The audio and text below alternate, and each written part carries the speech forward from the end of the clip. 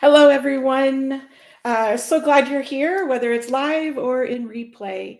Today's topic is a continuation of September's episode about negotiating room blocks, which you can find September's episode on Planner Protect's YouTube channel, simply called @PlannerProtect. So my name is Heather Reed, and I use she, her pronouns.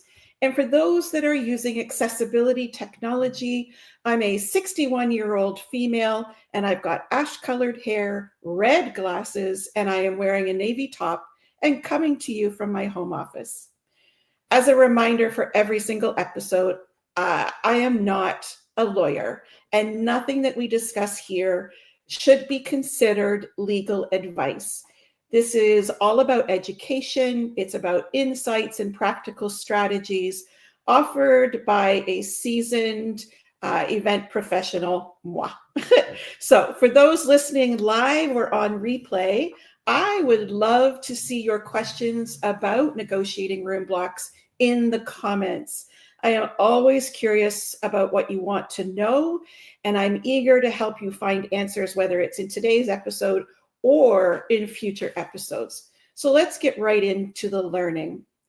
So today, last month, we talked about creating a thorough room block configuration by contracting very specifically for several items: sleeping room type, sleeping room design, occupancy, the number of beds per room, and the sizes of those beds, sleeping room view, featured amenities in the sleeping rooms, and then other considerations that are equally as important, such as connecting, adjoining, or adjacent rooms, smoking rooms, pet-friendly rooms, or hypoallergenic rooms. And then most certainly, every client should be looking at whether they should block accessible or fully accessible rooms.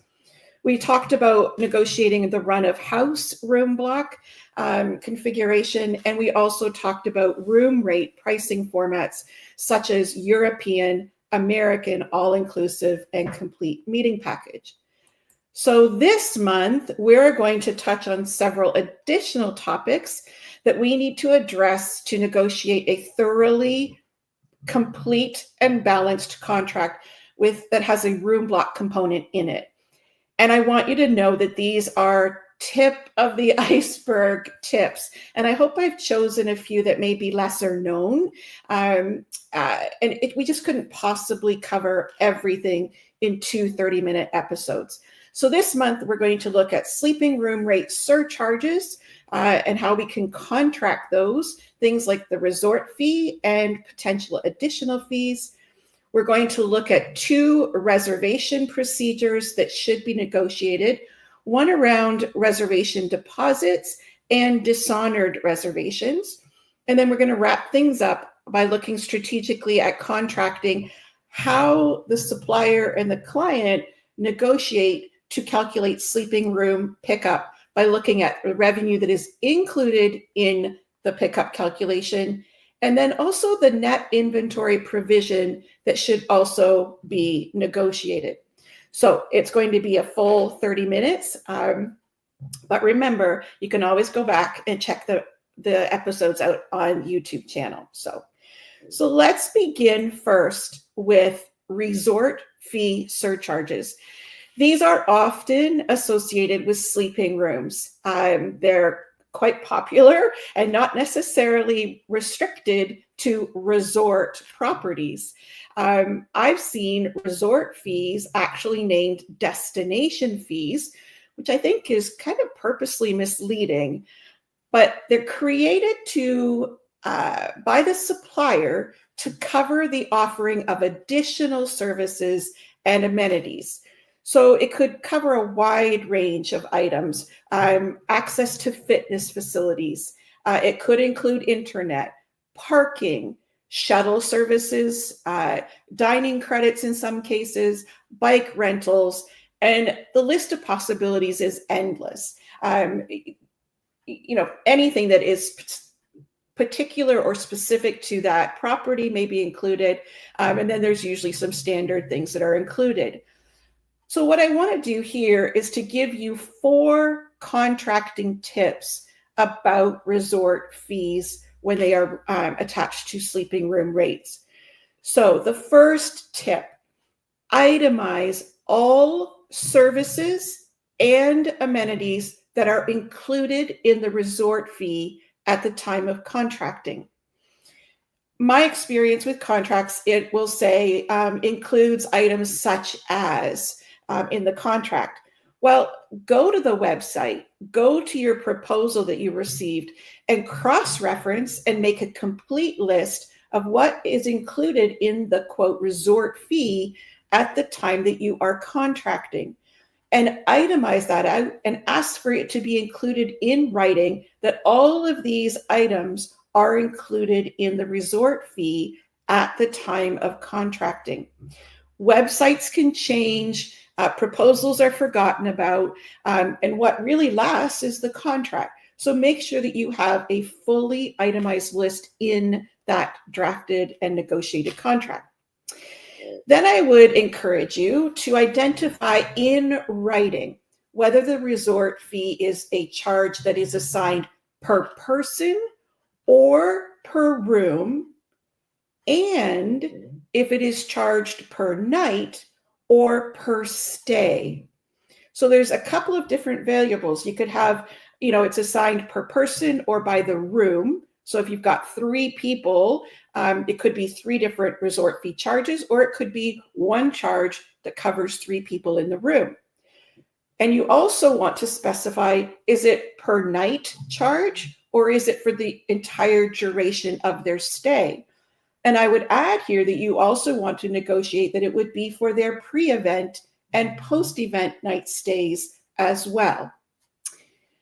The third tip is to identify in the negotiated contract whether the resort fee is fixed, so it's locked in, it's not going to change, and it's locked in at the time of signing, or if it will be whatever is the current rate at the time of the event. I would encourage clients to do their very best to get it negotiated, even if it is to the year prior to your event. Identify in writing if you've been able to negotiate a discounted or a reduced resort fee, and also have them include what the original amount was. The original amount, the dollar value. So you're showing both the reduced rate and the original rate. And then if you've been able to negotiate that the resort fee has been waived, then also get that in writing. When a contract is silent about something, that doesn't mean that you've been able to negotiate it out and it's not applied. You need to specifically put in the resort fee has been negotiated to be waived. And then again, I like to put in the original resort fee amount.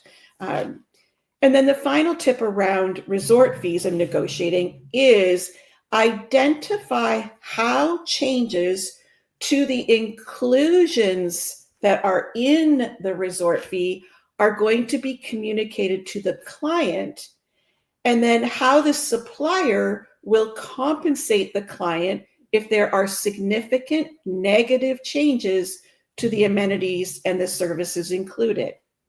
So if you think about, something that would be contingent to, you're choosing a property, maybe it's complimentary access to the golf course. I don't know. But then they decide, no, the resort fee no longer includes complimentary access. Well, first of all, you have it documented that there was complimentary access. But if they choose not to honor that in the resort fee, then how is the supplier going to compensate you, the group, for this change in resort fees? And then how is that going to be communicated to you and when? Okay. All right. Then we get to some additional potential fees or surcharges. Now, this looks like a lot. Just take a snapshot of it. I wanted to highlight some of the more common ones, and perhaps there's 1 or 2 in here that you haven't thought of before. And I'd also encourage anyone listening to throw it into the comments if you have seen an additional charge that's not on here. There's lots of them, and every planner should be creating a master list of things that are potential charges. So I would say first, if a charge that you see referenced here or somewhere else is not referenced in your negotiated contract, then specifically mention it that these charges will not be created after contract signing, or that the client will not be responsible for creating sleeping room related surcharges after contract signing. So here we have things like parking.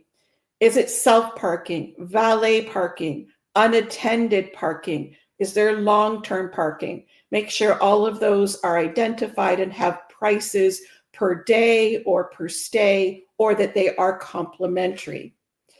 Porterage or bell service. Is there a fixed fee for transporting individual guests' luggage to and from their rooms? Or is that a voluntary gratuity to the bell person? Is there a fixed fee for group arrivals? And is it charged to the guest or is it charged to the group? You want to get those things itemized and clarified. Cleaning fees. What are the potential cleaning fees that are associated with sleeping rooms that an attendee might encounter? I can think of smoking in a non-smoking room, excess garbage, destruction of property. And you want to clarify who will be paying that cleaning fee. I have seen in contracts that regardless of who pays the room rate, that the group assumes the responsibility for cleaning fees. Well, if your individuals are pay on their own, you want damages and cleaning fees to be pay on their own as well. So again, if the draft contract is silent on who is charged and for what in relation to cleaning fees, negotiate that very specific language into your contract. Early check-ins. More and more suppliers are indicating that there will be fees associated with attendees wishing to check in early. So please don't be quiet about this in your RFPs. Ask if there is an early check-in fee. Indicate that you would like to negotiate that as a concession, that attendees are not charged for early check-in if rooms become available.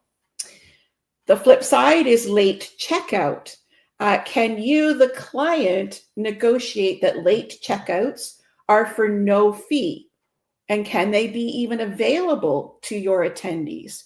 Now, this may be more manageable with a very small room block, probably highly unlikely for a really large room block, but you can establish what the supplier is prepared to do. Is there a fee for late checkout? Is it based on the number of hours that they stay past the checkout time? Is it a set dollar value? And get those details in writing. We also have early departure fees. So events that have multiple consecutive days in their room block, this potential fee is prudent. You may have an attendee that books for the 4 nights of the event, but arrives on site and says, I'm only staying for 2 nights, and they're dropping the last 2 nights. So will the supplier charge 1 night stay for those 3rd and 4th nights, or will it be a lower set amount? So if the room rate is $150, perhaps the early departure fee is $75, or is the supplier going to charge 1 full night stay? And then what is the process for the attendees to notify the supplier of their intent to leave early? Usually it's the responsibility of the supplier to ask upon check-in, but you want to be clear about that sort of process. And then, because risk management is what we do, clients should also be contracting in case of emergency situations whereby an attendee may need to leave the event early or may not show due to a last-minute emergency. So you may have a discussion with your supplier rep. What are your expectations around emergency situations? Can cancellation fees be waived? Can early departure fees be waived? And what are the acceptable reasons for emergency? Okay. All right, next up, we have individual reservation deposits. And this is a topic that I don't think gets enough attention in negotiating a supplier's sleeping room contract.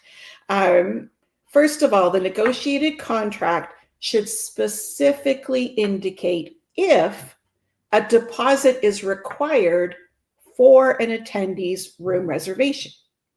Either way, there should be language included that confirms if a reservation deposit is or is not required. If a deposit is required, the negotiated contract should state when the deposit is to be received by the supplier and or when the attendee's credit card will actually be charged.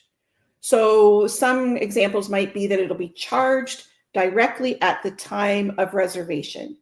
So there's a difference. Do you have to put in your credit card and it gets, it's in the system, but it's not actually charged until you leave? Or is there a charge coming off immediately upon reservation? Will the credit card be charged 30 days prior to the first day of the event?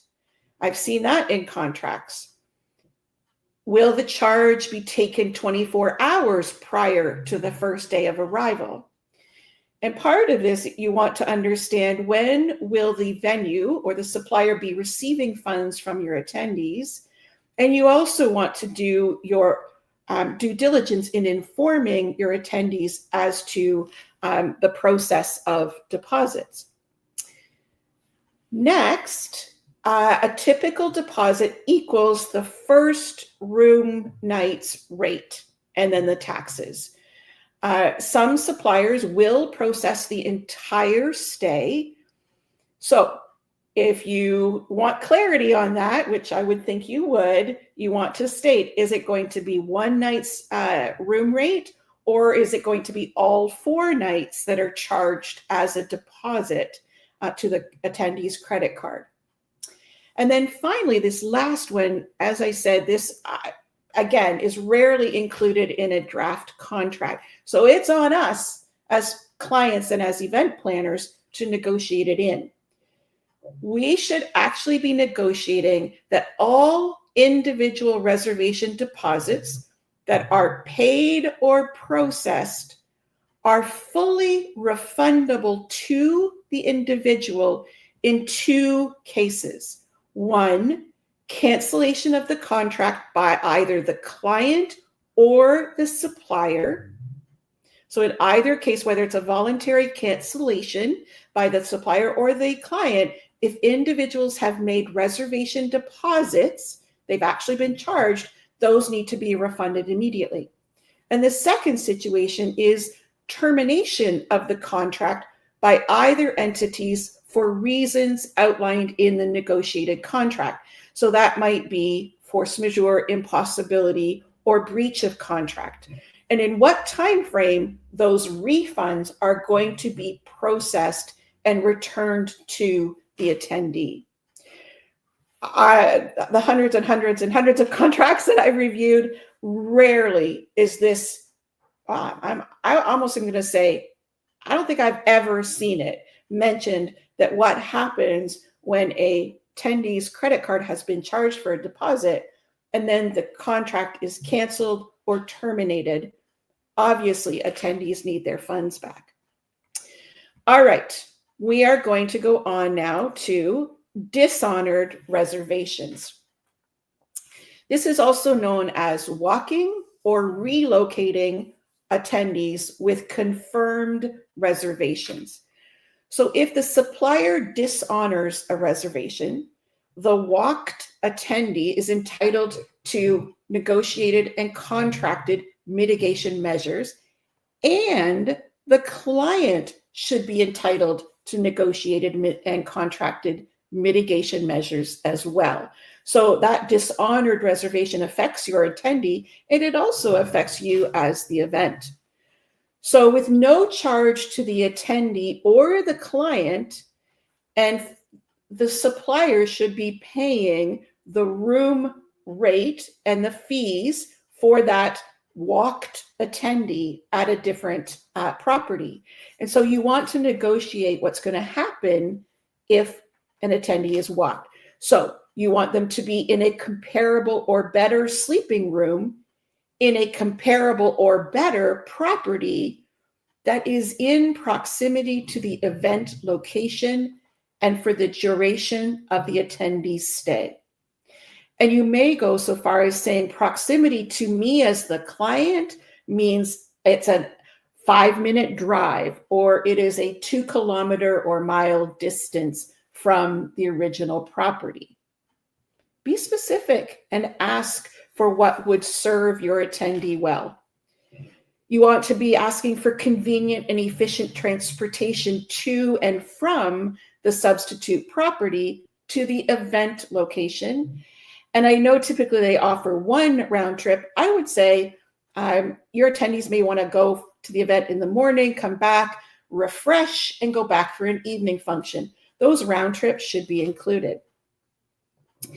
You also want it to reflect that the supplier's best efforts to bring the attendee back after the first night will take place. So you want them to offer an apology amenity that has been approved by the client, a note from the management to the attendee, and if possible, the supplier or the venue will offer a complimentary upgrade in room type. Now, we're going to go on to an extra slide because the client should negotiate around these dishonored reservations. The client should negotiate that a supplier is to provide a daily list of walked attendees, their name and the name of the substitute property, so that the client can monitor for attendee safety and to be able to track sleeping room data correctly. So you want that written assurance that you will be notified in writing. The client should also negotiate mitigation measures for themselves, regardless of whether the attendee returns to the supplier's property. So that looks like being given credit for any attendees that are displaced off-site in the calculation of room pickup, complimentary room credit, and commission or rebate payments. If that attendee has been moved off-site, they fall off the data of your group, but you should be given credit, and they should be acknowledged as still being your attendees' sleeping rooms. You should, as the client, also proactively negotiate language indicating that the supplier, well, this is my preference, that the supplier will not displace any guests in your room block except for emergency reasons. And around that, we put typically that they're the last guests to be walked, those that are in your room block. So as a client, we would want transient rooms to be walked. We would maybe want a smaller group, which is hard to say, but if you negotiate what you can. When in the priority list is your attendee going to be walked? And if you're not able to negotiate that, then negotiate that the supplier will not displace attendees on your master account except for emergency reasons. So typically those might be your staff, they may be your VIPs, your speakers, your board. And then along with that is, if it becomes necessary, that the supplier will consult with the client, their contact on site, to be able to prioritize. Maybe it does make sense that the staff will go to another property and leave attendees and master account folks on site. All right. Then we get to sleeping room pickup and the calculation of the room block, and all of the things that are outside of the room block, if you will. So in calculating sleeping room revenue that comes from the room block, the client wants as many sleeping rooms as possible to be included for the purpose of calculating pickup and revenues for sleeping rooms. So to do this, don't leave it vague, please. Be specific in itemizing what rooms, room types, I'm going to give you a list here. What are you looking for to be included in the calculation of sleeping room revenue? So here are some examples. Rooms that are paid by your attendees over the room block dates, regardless of whether the rooms were reserved before or after the cutoff date. Rooms paid by the client's attendees over pre-event and post-event dates at full room rate or higher. Room reservations that have been canceled by the client's attendees and that have paid a cancellation fee that is at the full room rate. You also want to include rooms that have been canceled by clients' attendees and they've paid an early departure fee at the full room rate.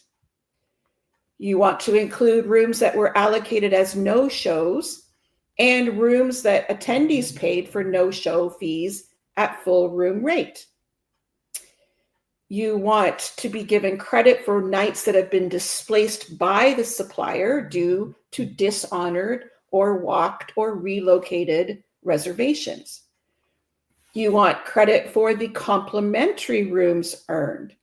You want credit for the occupied at discounted rates, such as staff or complimentary upgrades for VIPs. I've seen those specifically not included. And those are still paid at the full room rate.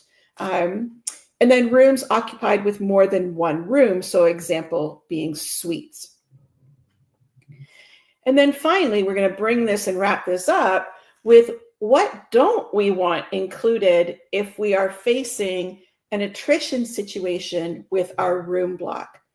And there's something, I learned it years ago, but I didn't know it. I should have, but it's called the net inventory provision, which I believe is severely underused by clients. And it's included to proactively require the supplier to disclose its actual inventory over the event dates, because this helps the client to mitigate sleeping room attrition damages. So the net inventory provision removes the following items from the supplier's sleeping room inventory before the calculation of sleeping room attrition is conducted. So it is unreasonable for the supplier to expect that 100% of their inventory is available to the group or to be sold before it affecting the group's attrition. So things to consider: sleeping rooms that cannot be sold because of being out of order, under renovation, or due to repair. Sleeping rooms that are not available because of preferred relationships such as airline crews, government employees, and reward programs. Sleeping rooms that have been given away free by the supplier. That could be their reward points or other programs. Unsold suites or specialty rooms that aren't typically sold every single night. And then sleeping rooms, which is including attrition, cancellation, or no-shows that are billed to other groups or individuals over your event date, over your room block. So there you have a quick summary. So I don't see any comments coming up on my screen, which doesn't mean that they're not. But I'm not seeing any, and knowing that we're quite at time, I do want to say to you, as I said earlier, that these tips last month and this month are the tip of the iceberg when we are strategically and when we are thoroughly negotiating a sleeping room block with a supplier. I will say that the content goes on for a long time in the Certified Event Contract Professional Credential Program. And if you want to know more, I would encourage you and be thrilled if you would check out our website, cecp.plannerprotect.ca. And then finally, before you leave, there are 3 things. I hope you will register for next month. We're going to talk about event agendas and avoiding contract pitfalls. I want you to remember that all Planner Protect episodes, this is start of year 2 of these monthly episodes. So you can check out all of the past 12 episodes on my Planner Protect YouTube channel. And 3, most importantly, always remember, a well-negotiated event contract isn't just a document. It is your power, it is your protection, and it is your peace of mind. Bye for now, folks.